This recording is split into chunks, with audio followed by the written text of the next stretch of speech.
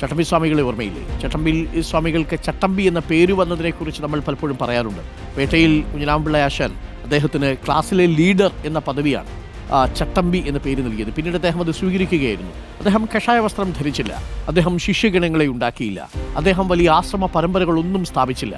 പക്ഷേ ചട്ടമ്പി സ്വാമികൾ മലയാളിയുടെ നവോത്ഥാന മണ്ഡലത്തെ ഇളക്കി മറിച്ചയാളാണ്.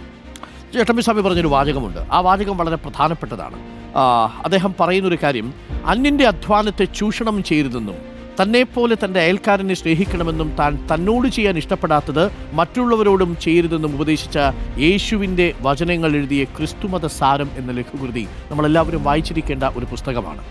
അതായത് ഖുറാനും ബൈബിളും ഒക്കെ വായിച്ചു പഠിച്ചു മനസ്സിലാക്കി അവധൂത സഞ്ചാരം നടത്തിയ ഒരു തത്വചിന്തകൻ കൂടിയായിരുന്നു യഥാർത്ഥത്തിൽ വേദാധികാര നിരൂപണം എഴുതിയ നമ്മുടെ ചട്ടമ്പി സ്വാമി.